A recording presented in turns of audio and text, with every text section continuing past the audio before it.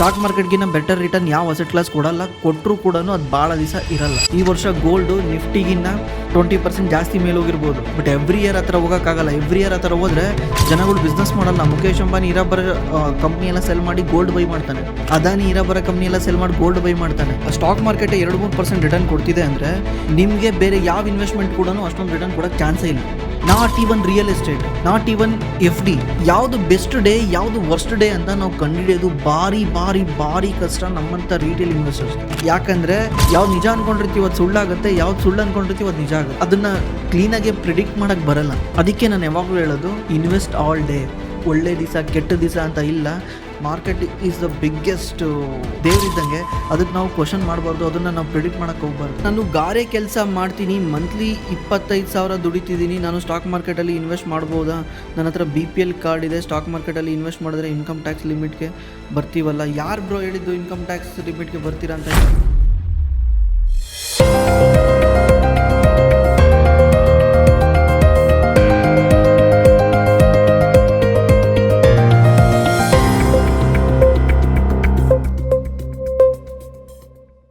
Hi sir, I am started SIP 40% on small cap, 30% on mid cap, 30% on flexi cap. I am allocated best or no sir? Sir, I have invested 3 mutual fund. There should be at least 1 mutual fund, 100 stock. We invest 3 mutual fund. It is a 300 stock. It is a over diversified. Bro, ಯಾವಾಗಲೂ mutual fund over ಡೈವರ್ಸಿಫೈನೇ ಏನೂ ಮಾಡೋಕ್ಕಾಗಲ್ಲ. ಅದಕ್ಕೇ PMSಗಳು ಉಟ್ಕೊಂಡಿರೋದು. Mutual ಫಂಡ್ಗಳು ಪ್ರಾಬ್ಲಮ್ಮೇ ಇದು, over diversify, ಏನೂ ಮಾಡೋಕ್ಕಾಗಲ್ಲ. But ಏನಂದರೆ ಇಲ್ಲಿ ನಮ್ಮ ದುಡ್ಡು ಸಣ್ಣದಿರೋದ್ರಿಂದ ನಮಗೆ ಬೇರೆ ಆಪ್ಷನ್ನೇ ಇಲ್ಲ. ನಾವಿಲ್ಲಿ ದುಡ್ಡು ಬೆಳೆಸೋಕ್ಕೆ SIP ಮಾಡೋಕ್ಕೆ ಮ್ಯೂಚುವಲ್ ಫಂಡೇ ಸೇಫು. ಆಮೇಲೆ ಇನಿಷಿಯಲಿ ಯಾರಾದರೂ ಸ್ಟಾಕ್ ಮಾರ್ಕೆಟಿಗೆ ಬರ್ತಾರಲ್ಲ ಅವ್ರಿಗೆ ಈ ವಾಲಟೈಲಿಟಿನ ನೋಡೋಕ್ಕಾಗಲ್ಲ, ತಡ್ಕೊಳಕ್ಕಾಗಲ್ಲ. ಅವ್ರಿಗೆ ಮ್ಯೂಚುವಲ್ ಫಂಡೇ ಬೆಸ್ಟು. ಈ ಥರ ಡೈವರ್ಸಿಫೈ, ಓವರ್ ಡೈವರ್ಸಿಫೈ ಬೇಕು. ಒನ್ಸು ನಿಮ್ಮ ದುಡ್ಡು ಬೆಳೆಯುತ್ತಲ್ವ, 10 ಲಕ್ಷ ಏನಾದರೂ ಬೆಳೆದ್ರೆ 10 ಲಕ್ಷಕ್ಕೂ ಹೊಸ ಸ್ಮಾಲ್ PMS ಅಂತೆಲ್ಲ ಬರ್ತವೆ. ಒಂದ್ಸಲ 10 ಲಕ್ಷ ಆದ ತಕ್ಷಣ ನೀವು ಅದಕ್ಕೆ ಶಿಫ್ಟ್ ಮಾಡ್ಕೊಬೋದು. ಅಲ್ಲಿ 25 ಸ್ಟಾಕ್ಸ್ ಚೂಸ್ ಮಾಡ್ತಾರೆ. ಫ್ಲೆಕ್ಸಿ ಕ್ಯಾಪಲ್ಲೂ 25 ಸ್ಟಾಕ್ನ ಚೂಸ್ ಮಾಡ್ತಾರೆ, ಸ್ಮಾಲ್ ಕ್ಯಾಪಲ್ಲೂ 25 ಸ್ಟಾಕ್ನ ಚೂಸ್ ಮಾಡ್ತಾರೆ, ಅರೌಂಡ್ 22 ಸ್ಟಾಕ್ನ ಚೂಸ್ ಮಾಡ್ತಾರೆ. ಅವಾಗ ಏನಾಗುತ್ತೆ, ನಿಮ್ಮದು ಪೋರ್ಟ್ಫೋಲಿಯೋ ಕಾನ್ಸಂಟ್ರೇಟೆಡ್ ಆಗಿರುತ್ತೆ, ಓವರ್ ಡೈವರ್ಸಿಫೈ ಆಗಿರಲ್ಲ. ಏನೂ ಮಾಡೋಕ್ಕಾಗಲ್ಲ. ನಿಮ್ಮ ದುಡ್ಡನ್ನ ಬೆಳೆಯೋವರೆಗೂ ಮ್ಯೂಚುವಲ್ ಫಂಡ್ ಹಿಂದೆ ಹೋಗಿ, ಆಮೇಲೆ ಬೇರೆ ಆಪ್ಷನ್ನ ಹುಡುಕಿ. ಬ್ರದರ್, MF ಅಲ್ಲಿ ಸ್ವಿಚ್ ಮಾಡಿದ್ರೆ ಕರೆಂಟ್ ವ್ಯಾಲ್ಯೂ ಸ್ವಿಚ್ ಆಗುತ್ತಾ ಅಥವಾ ಇನ್ವೆಸ್ಟ್ಮೆಂಟ್ ಅಮೌಂಟ್ ಸ್ವಿಚ್ ಆಗುತ್ತಾ, ಸ್ವಲ್ಪ ಹೇಳಿ. MF ಅಲ್ಲಿ ಸ್ವಿಚ್ ಮಾಡ್ತಿದ್ದೀರಾ ಅಂದರೆ ಕರೆಂಟ್ ವ್ಯಾಲ್ಯೂಗೆ ಸ್ವಿಚ್ ಆಗುತ್ತೆ. ನಿಮಗೆ ಇನ್ನೂ ಎಕ್ಸಾಂಪಲ್ ಹೇಳ್ಬೇಕಂದ್ರೆ, ನೀವು ಯಾವುದೋ ಒಂದು ಸೈಟ್ ಬೈ ಮಾಡಿದ್ದೀರಾ 10 ಲಕ್ಷಕ್ಕೆ, ಆ ಸೈಟ್ ಇವತ್ತು 30 ಲಕ್ಷ ಆಗಿದೆ. ನಿಮಗೆ ಆ ಏರಿಯಾ ಇಷ್ಟ ಆಗಿಲ್ಲ, ಆ ಏರಿಯಾದಲ್ಲಿ ಸೆಲ್ ಮಾಡಿಬಿಟ್ಟು ಇನ್ನೊಂದು ಕಡೆ ಸೈಟ್ ತಂತಿದ್ದೀರಾ. ನೀವು ಸೆಲ್ ಮಾಡಿದಾಗ ನೀವು ಇನ್ವೆಸ್ಟ್ಮೆಂಟ್ ವ್ಯಾಲ್ಯೂಗೆ ಸೆಲ್ ಮಾಡ್ತೀರಾ? 10 ಲಕ್ಷಕ್ಕೆ ತಂದಿದ್ದೀರಲ್ಲ, 10 ಲಕ್ಷಕ್ಕೆ ಸೆಲ್ ಮಾಡ್ತೀರಾ? ಎಷ್ಟಕ್ಕೆ ಸೆಲ್ ಮಾಡ್ತೀರಾ? ಇವಾಗ ಎಷ್ಟು ವ್ಯಾಲ್ಯೂ ಇದೆ ಅಷ್ಟಕ್ಕೆ ತಾನೆ.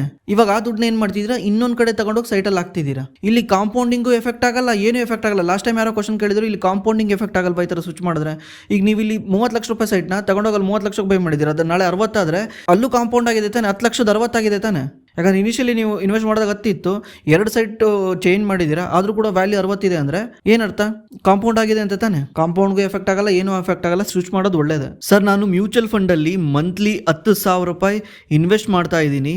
ಇದ್ರ ಜೊತೆ ಸ್ವಲ್ಪ ಅಮೌಂಟ್ನ ಬಾಂಡಲ್ಲಿ ಇನ್ವೆಸ್ಟ್ ಮಾಡೋಣ ಅಂತಿದ್ದೀನಿ. ಇದ್ರ ಬಗ್ಗೆ ನಿಮ್ಮ ಒಪಿನಿಯನ್ ಹೇಳಿ ಸರ್. ಬಾಂಡಲ್ಲಿ ಮಾಡಿ ಪರವಾಗಿಲ್ಲ, ಆದರೆ ಬಾಂಡ್ ಅಂದರೆ ಏನಂತ ಫಸ್ಟ್ ತಿಳ್ಕೊಳ್ಳಿ.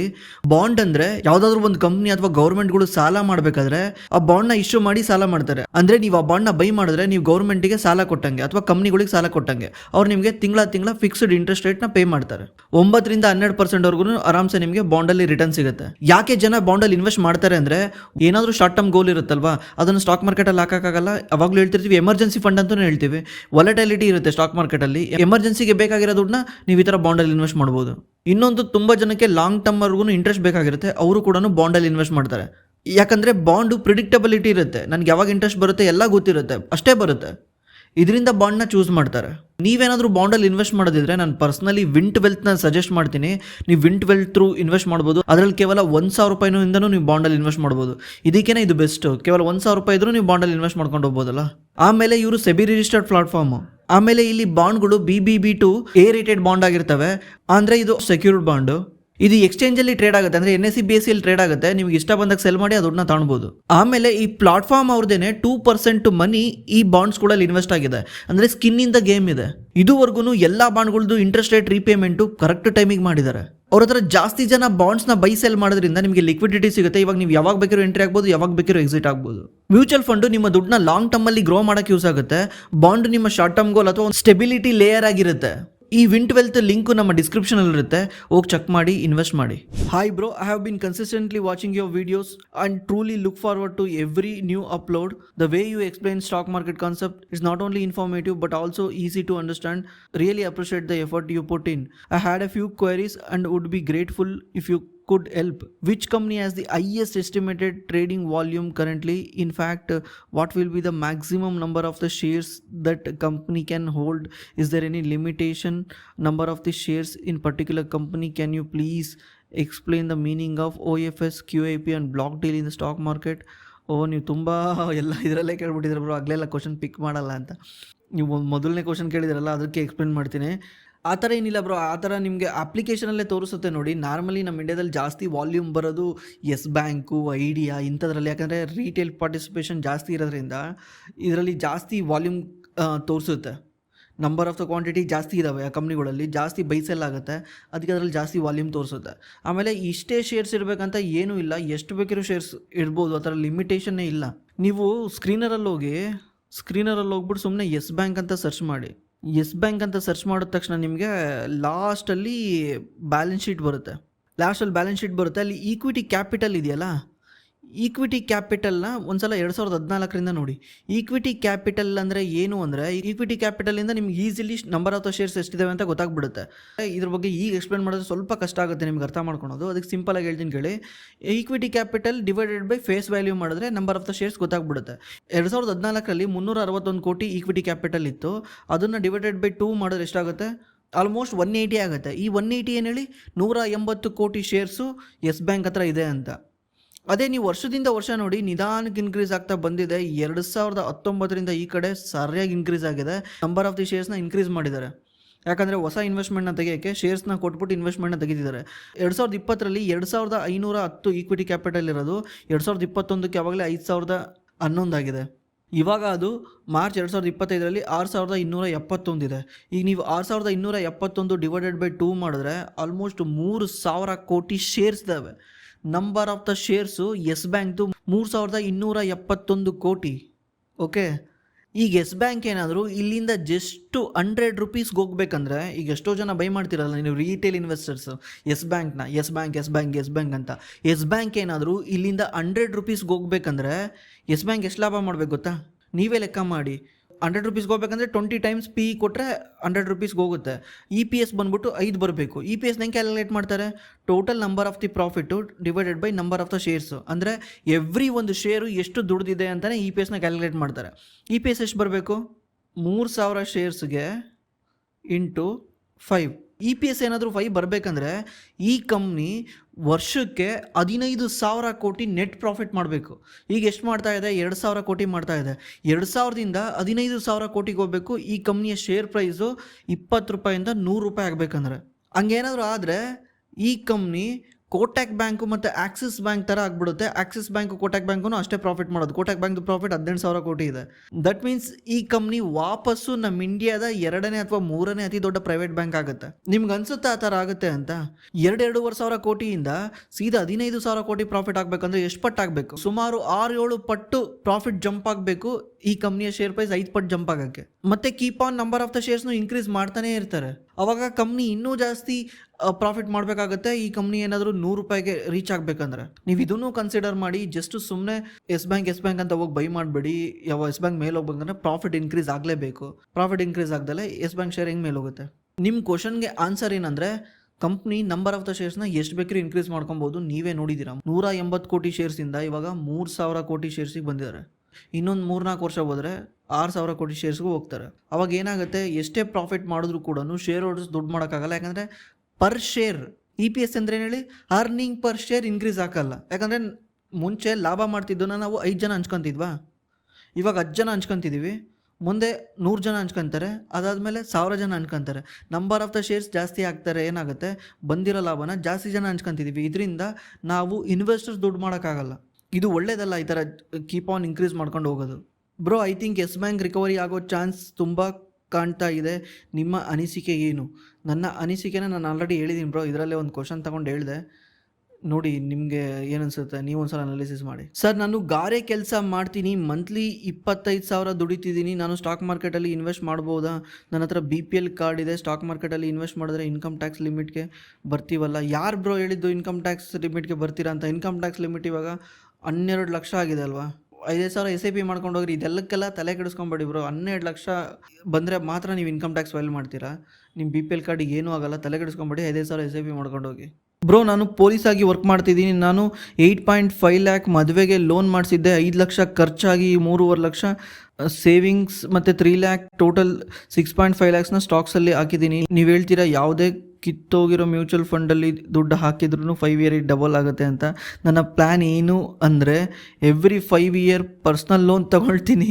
ಫಾರ್ ಎಕ್ಸಾಂಪಲ್ 10 ಲ್ಯಾಕ್ ಲೋನ್ ತೊಗೊಂಡ್ರೆ ನೆಕ್ಸ್ಟ್ 5 ಇಯರ್ಗೆ 20 ಲ್ಯಾಕ್ ಆಗುತ್ತೆ. ಬದಲು ನಾನು 5 ಇಯರ್ಗೆ 5 ಲ್ಯಾಕ್ ಇಂಟ್ರೆಸ್ಟ್ ಎಕ್ಸ್ಟ್ರಾ ಕೊಡ್ತೀನಿ. ಸೊ ನನಗೆ ಪ್ರಾಫಿಟ್ ಅಲ್ವಾ, ನನಗೆ ಫಿಕ್ಸ್ಡ್ ಸ್ಯಾಲ್ರಿ ಬರುತ್ತೆ, ರಿಸ್ಕ್ ತಗೊಳ್ಳೋಣ ಅಂತ ಇದ್ದೀನಿ. Salary 45, your opinion? ಎವ್ರಿ 5 ಇಯರ್ಗೆ ಡಬಲ್ ಆಗುತ್ತೆ ಅಂತ ಹೇಳಿದ್ವಿ. ಒಂದೊಂದು ವರ್ಷ ಏನಾಗ್ಬಿಡೋದು, 6 ವರ್ಷಕ್ಕೆ ಆಗ್ಬೋದು, 7 ವರ್ಷಕ್ಕೆ ಆಗ್ಬೋದು, 3 ವರ್ಷಕ್ಕೆ ಡಬಲ್ ಆಗ್ಬೋದು. ಈಗ 10 ವರ್ಷಕ್ಕೆ 2 ಟೈಮ್ ಆಗಬೇಕಾ? ಎಕ್ಸಾಂಪಲ್ ತೊಗೊಳ್ಳಿ, 10 ವರ್ಷಕ್ಕೆ 2 ಟೈಮ್ ಆಗಬೇಕು.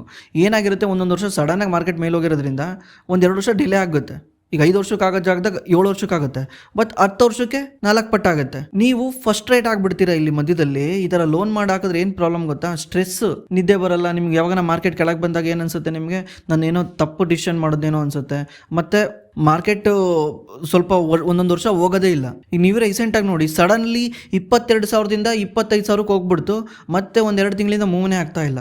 ಇದೇ ರೀತಿಯೇ ಮಾರ್ಕೆಟ್ ಏನಾದರೂ ಮೇಲೋದ್ರೆ ಎವ್ರಿ ಡೇ ಮೇಲೋಗಲ್ಲ, ಒಂದ್ಸಲ ಮೇಲೋಗ್ಬಿಡುತ್ತೆ ಮತ್ತೆ ನಿಂತ್ಕೊಂಡ್ಬಿಡುತ್ತೆ. ಇದನ್ನೆಲ್ಲನೂ ನೀವು ನೋಡೋಕ್ಕಾಗಲ್ಲ. ಅದಕ್ಕೇ ಬೆಸ್ಟು ನೀವು ಆಮೇಲೆ SIP ಮಾಡೋದು ಇನ್ನೂ ಬೆಸ್ಟ್ ಅಲ್ಲ. SIP ಮಾಡೋದು ಬೆಸ್ಟು. ನೀವು 10 ಇಯರ್ಸಿಗೆ ಮಾಡ್ತಿದ್ದೀರಾ ಅಂದರೆ ಆರಾಮ್ಸೆ SIP ಮಾಡಿ, ನಿಧಾನಕ್ಕೆ ನಿಮ್ಮ ದುಡ್ಡು ಗ್ರೋ ಆಗುತ್ತೆ. SIPನಲ್ಲಿ ಇನ್ನೊಂದೇನು ಬೆನಿಫಿಟ್ ಸಿಗುತ್ತೆ ಅಂದರೆ ನಿಮಗೆ, ನೀವು ಮಾರ್ಕೆಟ್ ಫ್ಲಕ್ಚುವೇಷನ್ನು ಎಂಜಾಯ್ ಮಾಡ್ಬೋದು. ಕೆಳಗೆ ಬಂದರೂ ಕೂಡ ಭಯ ಆಗುತ್ತೆ, ಮೇಲೋದ್ರೂ ಕೂಡ ಭಯ ಆಗುತ್ತೆ. ಅವಾಗ ಸ್ಟ್ರೆಸ್ ಇರಲ್ಲ, ತಲೆನೋವು ಇರಲ್ಲ, ಆರಾಮಾಗಿರುತ್ತೆ. SIP best. ಈ ಥರ ಲೋನ್ ಮಾಡಿಸೆಲ್ಲ ಮಾಡಿದ್ರೆ ನಿಮ್ಮದು ಸ್ಟ್ರೆಸ್ ಜಾಸ್ತಿ ಆಗುತ್ತೆ. ನೆಮ್ಮದಿಯಾಗಿರಿ. ಯಾಕೆ ಜಾಸ್ತಿ ಸ್ಟ್ರೆಸ್ ಅಂತೀರಾ? ದುಡ್ಡು ಮಾಡೋ ಪ್ರೋಸೆಸ್ಸು ನಿಧಾನಕ್ಕಿರಲಿ, ಆವಾಗಲೇ ನಾವು ಮಾಡೋಕ್ಕಾಗುತ್ತೆ. ಪವರ್ ಆಫ್ ಕಾಂಪೌಂಡಿಂಗ್ ಹಂಗೆ ತಾನೇ ವರ್ಕ್ ಆಗೋದು. ನಿಧಾನಕ್ಕೆ ಬೆಳೀತದು. ಬೆಳೀತಾ ನಿಮಗೆ ಗೊತ್ತೇ ಆಗಲ್ಲ. Over A period of time ಬೆಳೆದಾಗ ಗೊತ್ತಾಗುತ್ತೆ. ಅದಕ್ಕೆ ಸಣ್ಣದೇ ಇನ್ವೆಸ್ಟ್ ಮಾಡ್ಕೊಂಡು ಹೋಗಿ. ಈಗೇನು ಲೋನ್ ಕಟ್ಟಬೇಕಂತಿದ್ದೀರಲ್ಲ, ಅದನ್ನೇ SIP ಮಾಡಿ.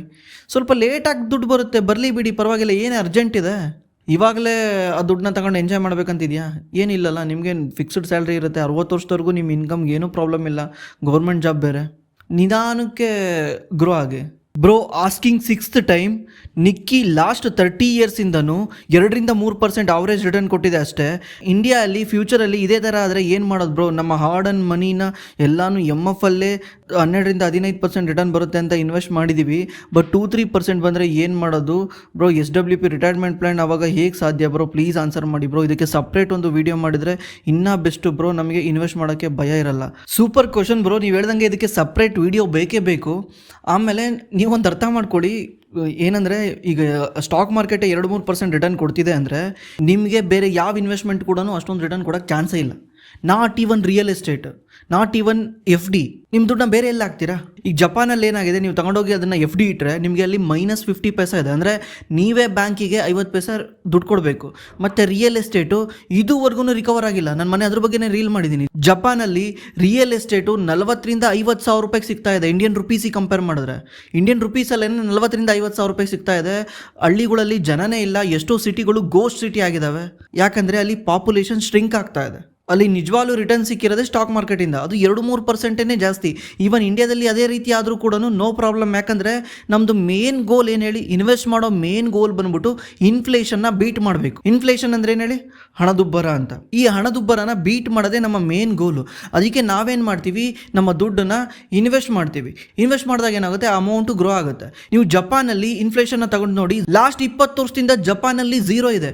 20 ವರ್ಷದಿಂದ ನೀವು 1 ಪೌಂಡ್ ಬ್ರೆಡ್ಡಿಗೆ ಎಷ್ಟು ದುಡ್ಡು ಕೊಡ್ತಿದ್ರೋ ಇವತ್ತು ಅಷ್ಟೇ ಕೊಡ್ತಿದ್ದೀರಾ. ಸೇಮ್ ಲೈಕ್ ಚಿಂಗಮ್ ಇದ್ದಂಗೆ. ಚಿಂಗಮ್ ಅವಾಗ ಬೂಮರ್ ಚಿಂಗಮ್ ಅವಾಗಲೂ ₹1, ಇವಾಗಲೂ ₹1 ಇದೆಯಲ್ಲ, ಆ ರೀತಿ ಪ್ರತಿಯೊಂದು ಐಟಮ್ ಪ್ರೈಸೂ ಅಷ್ಟೇ ಇದೆ. ಅವಾಗ ನಮ್ಮ ದುಡ್ಡು ಸ್ವಲ್ಪ ಮೇಲೋದ್ರೂ ಸಾಕು, ನಮಗೆ ಏನೂ ಪ್ರಾಬ್ಲಮ್ ಇಲ್ಲ. ನಾವು ಇನ್ಫ್ಲೇಷನ್ನ ಬೀಟ್ ಮಾಡ್ತಾ ಇದ್ದೀವಿ. ಇವನ್ ಅಮೆರಿಕಾದಲ್ಲಿ ರಿಟರ್ನು 6-7% ಬಂದರೂ ಅವ್ರಿಗೆ ಖುಷಿ. ಯಾಕಂದ್ರೆ ಅಲ್ಲಿ ಇನ್ಫ್ಲೇಷನ್ 2% ಇದೆ. ಫೆಡರಲ್ ಇನ್ಫ್ಲೇಷನ್ ಟಾರ್ಗೆಟ್ ಏನೇ 2% ಇದೆ. 2% ಇನ್ಫ್ಲೇಷನ್ ಅಲ್ಲಿ 4% ರಿಟರ್ನ್ ತೆಗೆದ್ರು ಕೂಡ ಡಬಲ್ ದಿ ಇನ್ಫ್ಲೇಷನ್ ಅಲ್ಲ. ಎಕ್ಸಾಂಪಲ್ ಹೇಳ್ಬೇಕಂದ್ರೆ ನಾನು ಯಾವಾಗಲೂ ಇನ್ಫ್ಲೇಷನ್ಗೆ ಇದೊಂದು ಎಕ್ಸಾಂಪಲ್ ತಗೊಂಡು ಹೇಳ್ತಿರ್ತೀನಿ. ನನಗೆ ಯಾರೋ ಒಬ್ರು ಇನ್ಸ್ಟಾಗ್ರಾಮಲ್ಲಿ ಕಾಮೆಂಟ್ ಮಾಡಿದ್ರು, ಮಾಡಿದ್ರು ಏನಂದರೆ ನಾನು ಪೋಸ್ಟ್ ಹಾಕಿದ್ದೆ 2010ರಲ್ಲಿ ಒಂದು ಮೊಟ್ಟೆಯ ಪ್ರೈಸು ₹2 ಇತ್ತು, ಇವಾಗ ಅದ್ರ ಪ್ರೈಸು ₹7 ಇದೆ, ಎಷ್ಟು ಕಾಸ್ಟ್ಲಿ ಆಗಿದೆ ಅಂತ. ಅದಕ್ಕೊಬ್ರು ಕಾಮೆಂಟ್ ಹಾಕಿದ್ರು ನನಗೆ, ಸ್ವಾಮಿ 2010ರಲ್ಲಿ ನನ್ನ ಸಂಬಳ 7,000 ಇತ್ತು, ಇವತ್ತು 21,000 ಆಗಿದೆ, ನಿಮಗೆ ಇದು ಕಣ್ಣಿಗೆ ಕಾಣ್ತಾ ಇಲ್ವಾ? ಮೊಟ್ಟೆ ಪ್ರೈಸ್ ಮೇಲೋಗಿರೋ ಜೊತೆಗೆ ನಮ್ಮ ಸಂಬಳ ಕೂಡ ಮೇಲೋಗಿದೆ ಅಲ್ವಾ ಅಂತ ಹಾಕಿದ್ರು. ಆ್ಯಕ್ಚುಲಿ ನಾನೊಂದು ಕ್ಯಾಲ್ಕುಲೇಷನ್ ಮಾಡಿ ತೋರಿಸಿದ್ದೆ ಅವ್ರಿಗೆ. ಏನಂದರೆ ನೀವೇನಾದರೂ ಈಗ 2010ರಲ್ಲಿ ನಿಮ್ಮ ಸಂಬಳದಿಂದನೇ ನೀವು ಅಷ್ಟಕ್ಕೂ ಮೊಟ್ಟೆ ಬೈ ಮಾಡ್ತೀರಾ ಅಂದರೆ, ಮೊಟ್ಟೆ ಅಂದರೆ ಡೈರೆಕ್ಟ್ ಮೊಟ್ಟೆನೇ ಅಂತಲ್ಲ, ಎಕ್ಸಾಂಪಲ್ಗೆ ಹೇಳ್ತಾ ಇದ್ದೀನಿ, ಅದರಲ್ಲಿ ನಿಮ್ಮದು ಕಾಳು, ಬೇಳೆಕಾಳು, ತರಕಾರಿ ಪ್ರತಿಯೊಂದಕ್ಕೂ ಇದನ್ನು ಕ್ಯಾಲ್ಕುಲೇಟ್ ಮಾಡ್ಕೊಬೋದು. ಈಗ ಅವರೇ ಏನಾದರೂ 2010ರಲ್ಲಿ ಮೊಟ್ಟೆ ಬೈ ಮಾಡೋಕೆ ಹೋಗಿದ್ರು ಅಂದರೆ ಅವಾಗ ಅವ್ರಿಗೆ ಎಷ್ಟು ಮೊಟ್ಟೆ ಬರ್ತಾ ಇತ್ತು? 7,000 ಡಿವೈಡೆಡ್ ಬೈ 2 ಅಂದರೆ 3,500 ಮೊಟ್ಟೆ ಬರ್ತಾ ಇತ್ತು. ಅವ್ರ ಸಂಬಳದಲ್ಲಿ 2010ರಲ್ಲಿ ಅವರು 3,500 ಮೊಟ್ಟೆ ತಿನ್ಬೋದಿತ್ತು. ಇವಾಗ ಅವ್ರ ಸಂಬಳ 21,000. 21,000ಕ್ಕೆ ಎಷ್ಟು ಮೊಟ್ಟೆ ಬರುತ್ತೆ ಲೆಕ್ಕ ಮಾಡಿ. 21,000 ಡಿವೈಡೆಡ್ ಬೈ 7 3,000 ಬರುತ್ತೆ. ಅಂದರೆ ಏನರ್ಥ? 2010ರಲ್ಲೇ ಇವರು ಶ್ರೀಮಂತರಾಗಿದ್ರು, ಯಾಕಂದರೆ ಇವ್ರು ಜಾಸ್ತಿ ಮೊಟ್ಟೆ ತಿನ್ನೋ ಪವರ್ ಇತ್ತು. ಇವಾಗ ಇಷ್ಟೊಂದು ದುಡಿದ್ರೂ ಕೂಡ 2010 ಥರ ಬದುಕ್ತಾ ಇಲ್ಲ. ಯಾಕಂದರೆ ಇನ್ಫ್ಲೇಷನ್ ಏನು ಮಾಡುತ್ತೆ ಅಂದರೆ ನಮ್ಮನ್ನು ನಿಧಾನಕ್ಕೆ ಬಡವರನ್ನಾಗಿ ಮಾಡುತ್ತೆ. ನಾವು ಶ್ರೀಮಂತರಾಗಿರ್ಬೇಕಂದ್ರೆ ಈ ಇನ್ಫ್ಲೇಷನ್ನ ಬೀಟ್ ಮಾಡಬೇಕು. ಅವಾಗ ಏನಾಗುತ್ತೆ? ಅವಾಗ 3,000 ಮೊಟ್ಟೆ ತಗೊಳ್ಳೋ ಜಾಗದಲ್ಲಿ ಇವತ್ತು ನಾವು ಅಟ್ಲೀಸ್ಟ್ 5,000 ಅಥವಾ 6,000 ಮೊಟ್ಟೆ ತಗೊಳ್ಳೋಕ್ಕೆ ಪವರ್ ಬಂದಿದ್ರೆ ನಮ್ಮ ದುಡ್ಡು ಬೆಳೆದಿದೆ, ನಾವು ಬೆಳೆದಿದ್ದೀವಿ ಅಂತ. ಅದಕ್ಕೆ ಈ ದುಡ್ಡನ್ನ ಬೆಳೆಸೋಕ್ಕೆ ನಾವು ಇನ್ವೆಸ್ಟ್ ಮಾಡ್ತೀವಿ. ಈಗ ಜಪಾನಲ್ಲಿ ಏನಾಗಿದೆ? 0% ಇನ್ಫ್ಲೇಷನ್ ಇದೆ. ಅಂದರೆ 2010ರಲ್ಲೂ ಮೊಟ್ಟೆ ಪ್ರೈಸ್ ಸೇಮ್ ಇತ್ತು, ₹2 ಇತ್ತು, ಇವಾಗಲೂ ₹2 ಇದೆ. ನಮ್ಮ ದುಡ್ಡು ಸ್ವಲ್ಪ ಗ್ರೋತ್ ಆಗಿದ್ರು ಸಾಕಲ್ವಾ? ಈಗ ಅಲ್ಲೇನಾದ್ರು 0% ಇನ್ಫ್ಲೇಷನ್ ಇದೆ, ಇದೇ ರೀತಿ 7,000 ಏನಾದರೂ ಎವ್ರಿ ಇಯರ್ 4% ಗ್ರೋ ಆಗಿದ್ದಿದ್ರೆ ಇವತ್ತಿಗದು 12,600 ಇರ್ತಾ ಇತ್ತು. ಅಂದರೆ 2010ರಲ್ಲಿ ನನ್ನ ಹತ್ರ 7,000 ಇತ್ತು, ಇವಾಗ ಅದು ₹12,600 ಇದೆ. ಮೊಟ್ಟೆ ಪ್ರೈಸ್ ಮಾತ್ರ 2010ರಲ್ಲಿ ಎಷ್ಟಿತ್ತು, ಇವಾಗಲೂ ಅಷ್ಟೇ ಇದೆ. ಇವಾಗ ಎಷ್ಟು ನಾನು ಮೊಟ್ಟೆ ಬೈ ಮಾಡ್ಬೋದು ಲೆಕ್ಕ ಮಾಡಿ? ₹12,600 ಡಿವೈಡೆಡ್ ಬೈ 2 ಅಂದರೆ 6,300 ಮೊಟ್ಟೆ ಬೈ ಮಾಡ್ಬೋದು.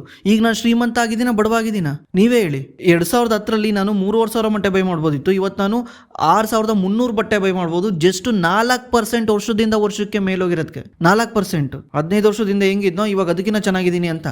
ಯಾಕಂದರೆ ಇನ್ಫ್ಲೇಷನ್ ಕಮ್ಮಿ ಇರೋದಕ್ಕೆ. ಇನ್ಫ್ಲೇಷನ್ನು ಜಪಾನಲ್ಲಿ 0 ಇದೆ. ಎಷ್ಟೋ ವರ್ಷ ಅದು ಡಿಕ್ರೀಸ್ ಆಗ್ತಾ ಇತ್ತು. ಅಂದರೆ ಇವತ್ತು ಒಂದು ಮೊಟ್ಟೆ ₹2 ಇದ್ದರೆ ನಾಳೆ ಒಂದು ದಿವಸ ಅದು ₹1.90 ಈ ಥರ ಆಗಿತ್ತು ಎಷ್ಟೋ ವರ್ಷ. ಈಗ ಸ್ವಲ್ಪ ಸ್ಟೇಬಲ್ ಆಗಿದೆ. ಇಂಥ ಪರಿಸ್ಥಿತಿನಲ್ಲಿ ನಮ್ಮ ದುಡ್ಡು 1% 2% ಮೇಲೋದ್ರೂ ಖುಷಿನೇ ಇಲ್ಲ. ನಮ್ಮ ಇಂಡಿಯಾದಲ್ಲಿ ಏನು ಮಾಡ್ತಿದ್ದೀವಿ? ಇಂಡಿಯಾದಲ್ಲಿ ಇನ್ಫ್ಲೇಷನ್ ಬಂದ್ಬಿಟ್ಟು 6-7% ಇದೆ. 7% ಅಂದ್ಕೊಳ್ಳಿ. 7% ಇರೋ ಇನ್ಫ್ಲೇಷನ್ಗೆ ನಾವು 14% ರಿಟರ್ನ್ ತೆಗಿಬೇಕಂತಿದ್ದೀವಿ. ಅಂದರೆ ಡಬಲ್ ದಿ ಇನ್ಫ್ಲೇಷನ್. ಈಗ ಅಮೆರಿಕಾದಲ್ಲಿ 2% ಇನ್ಫ್ಲೇಷನ್ ಇದ್ದರೆ ನಾವು 4% ರಿಟರ್ನ್ ತೆಗೆದ್ರೂ ಖುಷಿನೇ. ರಿಟೈರ್ಮೆಂಟು ಇದೆ ತಾನೇ. ರಿಟೈರ್ಮೆಂಟ್ಗೆ ಯಾಕೆ ಜಾಸ್ತಿ ದುಡ್ಡು ಬೇಕಂದರೆ ಆಗಿನ ಕಾಲದಲ್ಲಿ ಜೀವನ ಮಾಡೋಕ್ಕೆ ಜಾಸ್ತಿ ರೇಟ್ ಆಗಿರುತ್ತೆ ಅಂತ ತಾನೇ ನಿಮಗೆ ಜಾಸ್ತಿ ದುಡ್ಡು ಬೇಕಾಗಿರೋದು. ಆಗಿನ ಕಾಲದಲ್ಲಿ ಇದೇ ಥರ ಜೀವನ ಮಾಡೋಂಗಿದ್ರೆ ಇನ್ಯಾಕೆ ಬೇಕು ದುಡ್ಡು? ಇವತ್ತಿನ ಪ್ರೈಸ್ ಥರನೇ ನೀವು ಚಪ್ಪಲಿ, ಶೂ, ಬಟ್ಟೆ ಎಲ್ಲ ಸಿಗುತ್ತೆ 20 ವರ್ಷ ಬಿಟ್ಟು. ಅಂದರೆ ಇವತ್ತಿನ 1 ಕೋಟಿನೇ 20 ವರ್ಷ ಬಿಟ್ಟು 1 ಕೋಟಿನೇ. ಯಾಕೆ ನಾವು ಇನ್ವೆಸ್ಟ್ಮೆಂಟ್ ಮಾಡೋಕ್ಕೆ ಇಷ್ಟೆಲ್ಲ ತಲೆ ಕೆಡಿಸ್ಕೊತಿದ್ದೀವಿ ಅಂದರೆ ಈ ಇನ್ಫ್ಲೇಷನ್ನ ಬೀಟ್ ಮಾಡೋಕ್ಕೆ ನಾಳೆ ಒಂದು ದಿವಸ ಈ ಪ್ರೈಸ್ ಮೇಲೋದ್ರೂ ಕೂಡ ನಾನು ಆರಾಮಾಗಿ ಬದುಕಬೇಕು ಅಂತ. ಇವಾಗ ನಿಮಗೆ ಕ್ಲಾರಿಟಿ ಸಿಕ್ಕಿದೆ ಅನ್ಸುತ್ತೆ. ಸ್ಟಾಕ್ ಮಾರ್ಕೆಟ್ ಏನಾದರೂ ಲೆಸ್ಸರ್ ರಿಟರ್ನ್ ಕೊಡ್ತಿದೆ ಅಂದರೆ ನನ್ನ ಪ್ರಕಾರ ಇನ್ಯಾವ ಅಸೆಟ್ ಕ್ಲಾಸು ರಿಟರ್ನ್ ಕೊಡೋಕ್ಕೆ ಚಾನ್ಸ್ ಇಲ್ಲ. ನೀವು ಭಯ ಪಡೋದೇ ಬೇಕಾಗಿಲ್ಲ. ಸ್ಟಾಕ್ ಮಾರ್ಕೆಟ್ಗಿನ್ನ ಬೆಟರ್ ರಿಟರ್ನ್ ಯಾವ ಅಸೆಟ್ ಕ್ಲಾಸ್ ಕೊಡಲ್ಲ. ಕೊಟ್ಟರು ಕೂಡ ಅದು ಭಾಳ ದಿವಸ ಇರಲ್ಲ, ಅಂದರೆ ಕನ್ಸಿಸ್ಟೆನ್ಸಿ ಇರಲ್ಲ. ಈ ವರ್ಷ ಗೋಲ್ಡು ನಿಫ್ಟಿಗಿನ್ನ 20% ಜಾಸ್ತಿ ಮೇಲೋಗಿರ್ಬೋದು. ಬಟ್ ಎವ್ರಿ ಇಯರ್ ಹತ್ರ ಹೋಗೋಕ್ಕಾಗಲ್ಲ. ಎವ್ರಿ ಇಯರ್ ಹತ್ರ ಹೋದ್ರೆ ಜನಗಳು ಬಿಸ್ನೆಸ್ ಮಾಡಲ್ಲ. ಮುಖೇಶ್ ಅಂಬಾನಿ ಇರಬರ ಕಂಪ್ನಿ ಎಲ್ಲ ಸೆಲ್ ಮಾಡಿ ಗೋಲ್ಡ್ ಬೈ ಮಾಡ್ತಾನೆ. ಅದಾನಿ ಇರಬರ ಕಂಪ್ನಿ ಎಲ್ಲ ಸೆಲ್ ಮಾಡಿ ಗೋಲ್ಡ್ ಬೈ ಮಾಡ್ತಾನೆ. ಇದು ಸ್ಟ್ರಕ್ಚರಲಿನೇ ರಾಂಗ್ ಇದೆ. ಇದು ಫಂಡಮೆಂಟಲಿನೇ ರಾಂಗ್ ಇದೆ. ಅರ್ಥ ಮಾಡ್ಕೊಳ್ಳಿ. ಬಿಸ್ನೆಸ್ ಇದ್ರೇನೆ ಎಕಾನಮಿ ಉಳಿಯುತ್ತೆ. ಎಕಾನಮಿ ಅಂದರೆ ನಾನು, ನೀವು, ಎಲ್ಲರೂ. ಯಾಕಂದರೆ ಬಿಸ್ನೆಸ್ಗಳು ಕೆಲಸ ಕೊಡ್ತವೆ, ನಾವು ಕೆಲಸ ಮಾಡ್ತೀವಿ. ಕೆಲಸ ಇದ್ರೇ ನನ್ನ ಫ್ಯಾಮಿಲಿ ನಡೆಯುತ್ತೆ, ಫ್ಯಾಮಿಲಿ ಊಟ ಮಾಡುತ್ತೆ. ಇದಕ್ಕೆಲ್ಲದಕ್ಕೂ ಬಿಸ್ನೆಸ್ ಬೇಕು. ಬಿಸ್ನೆಸ್ಸಲ್ಲಿ ಲಾಭ ಇಲ್ಲ ಅಂದರೆ ಬಿಸ್ನೆಸ್ ಮ್ಯಾನ್ ಆಗಿ ಬಿಸ್ನೆಸ್ ಮಾಡ್ತಾನೆ. ಸ್ವಲ್ಪ ಬ್ರಾಡ್ ವೇನಲ್ಲಿ ಥಿಂಕ್ ಮಾಡಿ, ಸ್ವಲ್ಪ ನೀವು ನೋಡೋ ದೃಷ್ಟಿನ ಚೇಂಜ್ ಮಾಡ್ಕೊಳ್ಳಿ. Sir, third time please choose this question. PMS for 50 lakhs and above. What is your opinion between 20 to 30 lakhs holder? Any small PMS option available? Please considering the return and expense ratio. Invest funds because higher expense ratio lead major difference 8 to 10 lakhs in a long term. Is it worth to go with higher expense ratio fund like Chota PMS if available? Second question, for a long term investment, what is your suggestion, sir, between several thematic index fund available like a value, mid and small cap, quality, momentum 100 or Chota PMS fund, which is good for a better return? Chota PMS ಅಂದರೆ ಈಗ PMS ಅಂತ ಒಂದಿದೆ. PMS ಅಲ್ಲಿ 50 lakhs minimum ticket size. Chota PMS ಅಂತ ಈ fund ಮ್ಯಾನೇಜರ್ಗಳು start ಮಾಡ್ಕೊಂಡಿದ್ದಾರೆ. ಅದೇನಂದರೆ advisory ಇರುತ್ತಲ್ವಾ, ನೀವು ಸ್ಮಾಲ್ ಕೇಸ್ ಕೇಳಿದಿರಲ್ವಾ, ಸ್ಮಾಲ್ ಕೇಸ್ ಥರನೇ. ಬಟ್ ಸ್ಮಾಲ್ ಕೇಸಲ್ಲಿ ಏನು ಮಾಡ್ತಾರೆ ಅಂದರೆ ಪ್ರತಿಯೊಂದು ಸ್ಟಾಕ್ನು ರೀಬ್ಯಾಲೆನ್ಸ್ ಮಾಡ್ತಾರಲ್ಲ, ಅಂದರೆ ಸ್ಟಾಕ್ನ ಯಾವ್ದಾದ್ರು ಇವರು ಎಕ್ಸಿಟ್ ಮಾಡಿ ಎಂಟ್ರಿ ಮಾಡಿ ಅಂತ ಹೇಳ್ತಾರಲ್ಲ, ಅವಾಗ ನೀವೇ ಮಾಡಬೇಕಾಗತ್ತೆ. ಇದರಿಂದ ತುಂಬ ಜನ ಅದನ್ನು ಮಿಸ್ಯೂಸ್ ಮಾಡ್ಕೊತಾರೆ. ಮಿಸ್ಯೂಸ್ ಅನ್ನೋದಕ್ಕಿಂತ ಮಿಸ್ ಮಾಡ್ಕೊತಾರೆ. ಈಗ ಎಕ್ಸಾಂಪಲ್ಲು, ಫಂಡ್ ಮ್ಯಾನೇಜರ್ ಯಾವುದೋ ಸ್ಟಾಕ್ನ ಬೈ ಮಾಡಿ ಅಂತ ಮೇಲ್ ಮಾಡಿದ್ರೆ ಇವ್ರು ಏನು ಮಾಡ್ತಾರೆ, ಇರೋ ಬರೋ ದುಡ್ಡೆಲ್ಲೂ ಅದೊಂದೇ ಫಂಡಲ್ಲಿ ಹಾಕ್ತಾರೆ. ಅಥವಾ ಯಾವುದನ್ನ ಸ್ಟಾಕ್ ಮೇಲ್ ಹೋಗ್ತಾ ಇದ್ರೆ ಅದನ್ನ ಇವ್ರು ಸೆಲ್ ಮಾಡಿಬಿಡ್ತಾರೆ. ಯಾಕಂದರೆ ಇದು ಮೇಲ್ ಹೋಗ್ತಾ ಇದೆ, ಓವರ್ ವ್ಯಾಲ್ಯೂಡ್ ಅಂತ ಸೆಲ್ ಮಾಡಿಬಿಡ್ತಾರೆ. ಇಲ್ಲಿ ಯಾವುದನ್ನ ಸ್ಟಾಕ್ ಕೆಳಗೆ ಬಿದ್ದಿರುತ್ತಲ್ಲ ಅದಕ್ಕೋಗಿ ಅವರೇಜ್ ಮಾಡ್ತಾ ಹೋಗ್ತಾರೆ. ಅಂದರೆ ಫಂಡ್ ಮ್ಯಾನೇಜರ್ ಹೇಳಿದ ಕೆಲಸ ಒಂದೂ ಮಾಡಲ್ಲ. ಅದಕ್ಕೆ ನನಗೆ ಸ್ಮಾಲ್ ಕೇಸ್ ಇಷ್ಟ ಆಗಲ್ಲ. ನಾನು ತುಂಬ ಜನ ರಿಟೇಲ್ ಇನ್ವೆಸ್ಟರ್ಸ್ನ ನೋಡಿದ್ದೀನಿ, ತುಂಬ ಜನ ನೋಡಿದ್ದೀನಿ, ಯಾರು ಸ್ಮಾಲ್ ಕೇಸ್ನ ಸರಿಯಾಗಿ ಯೂಸೇ ಮಾಡ್ಕೊಳಲ್ಲ. ಅದಕ್ಕೆ ಈ ಥರ ಛೋಟಾ PMS ಅಂತ ತರ್ತಾರೆ. ಛೋಟಾ PMS ಅಲ್ಲಿ ಅವರೇ ಬ್ಯಾಕ್ ಎಂಡಲ್ಲಿ ನಿಮ್ಮ ಬದಲು ರೀಬ್ಯಾಲೆನ್ಸ್ ಮಾಡ್ತಾರೆ. ನೀವೇನು ಮಾಡೋದಿರಲ್ಲ, ನೀವು ಇನ್ವೆಸ್ಟ್ ಮಾಡಿ ಸುಮ್ ಕುತ್ಕೊಳ್ಳೋದು, ಬ್ಯಾಕ್ ಎಂಡಲ್ಲಿ ಅವ್ರು ನೋಡ್ಕೊತಾರೆ. ಬಟ್ ನಿಮ್ಮದೇ ಅಕೌಂಟ್ ಇರುತ್ತೆ, ನೀವೇನು ಅವ್ರಿಗೆ ಯೂಸರ್ ID ಪಾಸ್ವರ್ಡ್ ಎಲ್ಲ ಏನು ಕೊಡಂಗಿರಲ್ಲ, ನಿಮ್ಮದೇ ಡಿಮ್ಯಾಟ್ ಅಕೌಂಟು ನಿಮ್ಮದೇ. ಬಟ್ ಅವ್ರಿಗೆ ಆಕ್ಸೆಸ್ ಇರುತ್ತೆ, ಸಮ್ ಬ್ರೋಕರ್ಗಳ ಜೊತೆ ಅವ್ರು ಕನೆಕ್ಟ್ ಆಗಿರ್ತಾರೆ, ಅದ್ರ ಥ್ರೂ ಮಾಡ್ತಾರೆ. ಆಮೇಲೆ ಅವ್ರು ಯಾರು ಕಾಂಜಿ ಪಿಂಜಿಗಳೆಲ್ಲ, they are SEBI registered investment adviser portfolio managers. ಅವರೆಲ್ಲರೂ ಆಮೇಲೆ ನೀವು ನಾರ್ಮಲಿ ನೋಡಿ PMSನ ಮ್ಯಾನೇಜ್ ಮಾಡೋರೆಲ್ಲರೂ ಮ್ಯೂಚುವಲ್ ಫಂಡಿಂದ ಬಿಟ್ಟು ಬಂದಿರೋರೆ.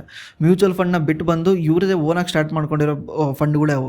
ಯಾಕಂದರೆ ಅವ್ರಿಗೆ ಮ್ಯೂಚುವಲ್ ಫಂಡಲ್ಲಿ ಜಾಸ್ತಿ ರಿಟರ್ನ್ ತೆಗಿಯೋಕ್ಕಾಗಲ್ಲ, ಮತ್ತೆ ಜಾಸ್ತಿ ರೆಗ್ಯುಲೇಟರಿ ಇನ್ವಾಲ್ವ್ಮೆಂಟ್. ಇದರಿಂದ ಇವರೇ ಸಪ್ರೇಟಾಗಿ PMS ಮಾಡೋಕ್ಕೆ ಸ್ಟಾರ್ಟ್ ಮಾಡಿದ್ದಾರೆ. ಅದೇ ರೀತಿ ಈ ಥರ ಅಡ್ವೈಸರಿನೂ ಸ್ಟಾರ್ಟ್ ಮಾಡ್ಕೊಂಡಿದ್ದಾರೆ. ಅದನ್ನೇ ಛೋಟಾ PMS ಅಂತ ಕರೀತಾರೆ. ಅಲ್ಲಿ ಸೇಮ್ ಲೈಕ್ PMS ಥರನೇ ವರ್ಕ್ ಆಗುತ್ತೆ. ಇದು ನನ್ನ ಪ್ರಕಾರ ಇದು PMS ಸೇಮ್ PMS ಥರನೇ ವರ್ಕ್ ಆಗುತ್ತೆ. ಇದರಲ್ಲಿ ಟಿಕೆಟ್ ಸೈಜ್ 5 ಲಕ್ಷ, 10 ಲಕ್ಷ, 20 ಲಕ್ಷದಿಂದನೂ ಸ್ಟಾರ್ಟ್ ಆಗುತ್ತೆ. ನೀವು ಅಲ್ಲೂ ಇನ್ವೆಸ್ಟ್ ಮಾಡ್ಬೋದು. ನನ್ನ ಪ್ರಕಾರ ಮ್ಯೂಚುವಲ್ ಫಂಡ್ಗಿನ್ನ ಬೆಟರ್ ಅದು. ಯಾಕಂದರೆ ಎಕ್ಸ್ಪೆನ್ಸ್ ರೇಷ್ಯೂ ಜಾಸ್ತಿ ಇದೆ, 2% ಏನೋ ಬರುತ್ತೆ ಅದರಲ್ಲಿ.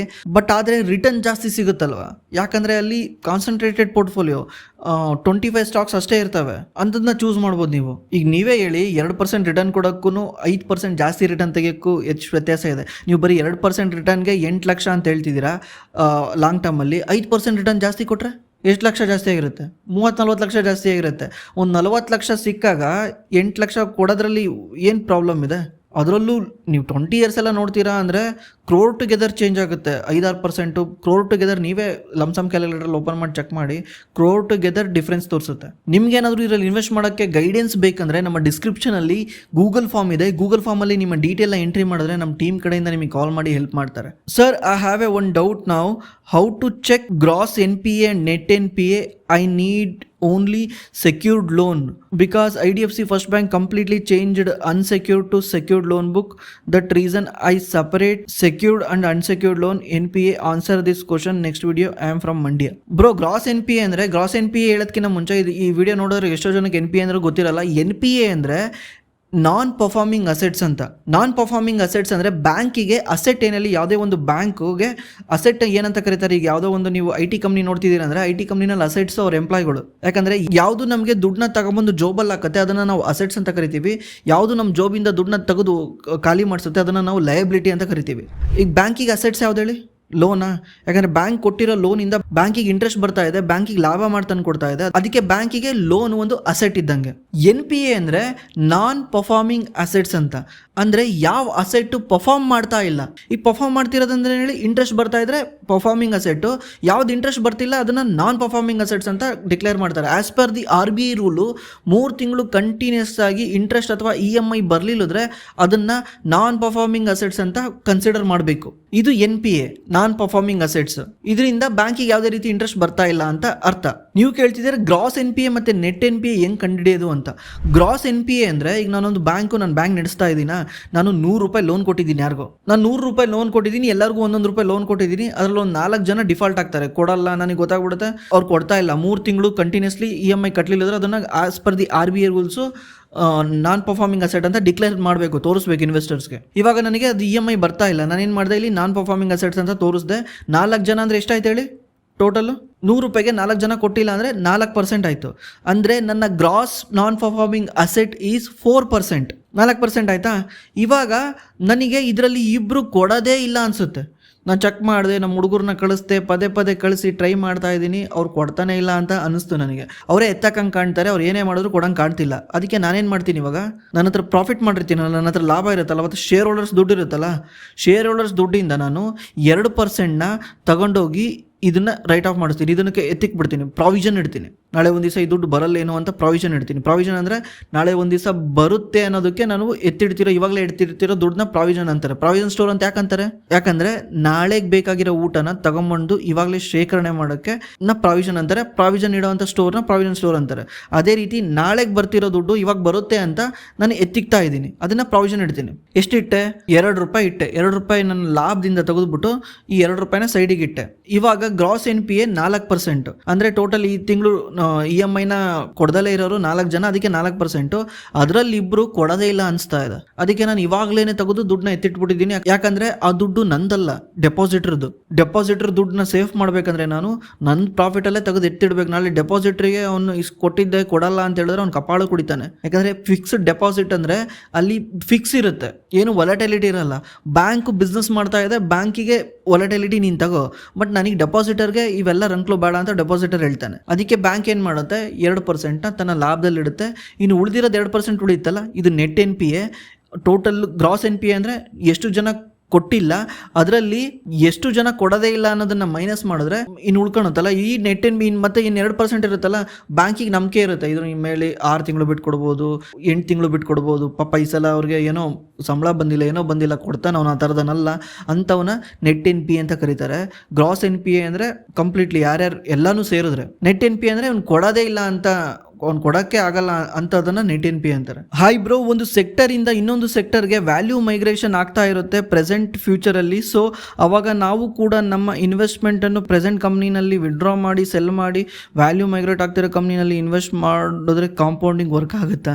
ನಾನು ಈಗಿನ ಹೇಳಿದ್ದೀನಿ ಕಾಂಪೌಂಡಿಂಗ್ ಯಾವ ರೀತಿ ವರ್ಕ್ ಆಗುತ್ತೆ ಅಂತ. ಫ್ಯೂಚರಲ್ಲಿ ವ್ಯಾಲ್ಯೂ ಮೈಗ್ರೇಷನ್ ಆಗುತ್ತೆ. ವ್ಯಾಲ್ಯೂ ಮೈಗ್ರೇಷನ್ ಆದರೆ ಆ ರೀತಿ ಸೆಕ್ಟರ್ ಕಂಪ್ನಿಗಳನ್ನು ಹೇಗೆ ಐಡೆಂಟಿಫೈ ಮಾಡೋದು, ಅಡ್ವಾನ್ಸ್ ಆಗಿ ಸ್ವಲ್ಪ ತಿಳಿಸಿ ಕೊಡಿ ಬ್ರೋ. ಒಂದು ವಿಡಿಯೋ ಮಾಡಿದ್ದೆ ಬ್ರೋ ಇದ್ರ ಬಗ್ಗೆ, ವ್ಯಾಲ್ಯೂ ಮೈಗ್ರೇಷನ್ ಬಗ್ಗೆನೇ. ಇನ್ನೊಂದ್ಸಲಿ ಯಾವುದೋ ವಿಡಿಯೋ ಮಾಡಿ ಎಕ್ಸ್ಪ್ಲೈನ್ ಮಾಡ್ತೀನಿ ಯಾವ ರೀತಿ ಕಂಡುಹಿಡಿಯೋದು ಅಂತ. ನಾನು ಅವಾಗ ಕಾಂಪೌಂಡಿಂಗ್ ಬಗ್ಗೆ ನಾನು ಹೇಳಿದ್ದೀನಲ್ಲ ಬ್ರೋ, ಹೆಂಗಂದ್ರೆ ಕಾಂಪೌಂಡಿಂಗ್ ಹೆಂಗೆ ಎಫೆಕ್ಟ್ ಆಗುತ್ತೆ ಬ್ರೋ. ಈಗ ನೀವು ಇಲ್ಲಿ ಸೈಟ್ ಬೈ ಮಾಡಿದ್ದೀರಾ, 10 ಲಕ್ಷಕ್ಕೆ ಬೈ ಮಾಡಿದ್ದೀರಾ, 15 ಲಕ್ಷಕ್ಕೆ ಸೆಲ್ ಮಾಡಿದ್ರಿ, ತಗೊಂಡೋಗಿ ಇನ್ನೊಂದು ಕಡೆ 15 ಲಕ್ಷಕ್ಕೆ ಬೈ ಮಾಡ್ತಿದ್ದೀರಾ, ಅದನ್ನು 30 ಲಕ್ಷಕ್ಕೆ ಸೆಲ್ ಮಾಡ್ತೀರಾ. ಬಟ್ ಪದೇ ಪದೇ ಸ್ವಿಚ್ ಮಾಡಬಾರ್ದು, ಅಂದರೆ ಟ್ರೇಡಿಂಗ್ ಮಾಡಬಾರ್ದು. 6 ತಿಂಗಳಿಗೆ ಒಂದ್ಸಲ, ವರ್ಷಕ್ಕೊಂದ್ಸಲ ಮಾಡಿದ್ರೆ ಏನು ಪ್ರಾಬ್ಲಮ್ ಆಗಲ್ಲ. ನೀವು ಪದೇ ಮಾಡ್ತಿದ್ದೀರಾ ಅಂದರೆ ಟ್ರೇಡಿಂಗ್ ಮಾಡ್ದಂಗೆ ಆಗುತ್ತೆ. ಅಂಟಿಲ್ ಅನ್ಲೆಸ್ ಫಂಡ್ ಮ್ಯಾನೇಜರ್ ಮಾಡಿದ್ರೆ ಪ್ರಾಬ್ಲಮ್ ಇಲ್ಲ, ಯಾಕಂದರೆ ದೇ ಆರ್ ಎಕ್ಸ್ಪರ್ಟ್ಸ್. ನಾವು ಎಕ್ಸ್ಪರ್ಟ್ಸ್ ಅಲ್ಲ, ನಮ್ಮಲ್ಲಿ ಎಮೋಷನ್ ಜಾಸ್ತಿ ಇರುತ್ತೆ. ಎಮೋಷನಿಂದ ಮಿಸ್ಟೇಕ್ಗಳು ಮಾಡ್ತೀವಿ. ಮಿಸ್ಟೇಕ್ ಮಾಡೋ ಕಾರಣದಿಂದ ನಾವು ಜಾಸ್ತಿ ಇನ್ವಾಲ್ವ್ ಆಗಬಾರ್ದು ಬೈ ಸೆಲ್ಲಿಂಗಲ್ಲಿ. ಅದಕ್ಕೆ ವರ್ಷಕ್ಕೊಂದ್ಸಲ ಮಾಡಿದ್ರೆ ಏನೂ ಪ್ರಾಬ್ಲಮ್ ಇಲ್ಲ. ನೀವು ಪದೇ ಮಾಡಿದ್ರೆ ಪ್ರಾಬ್ಲಮ್ ಆಗುತ್ತೆ.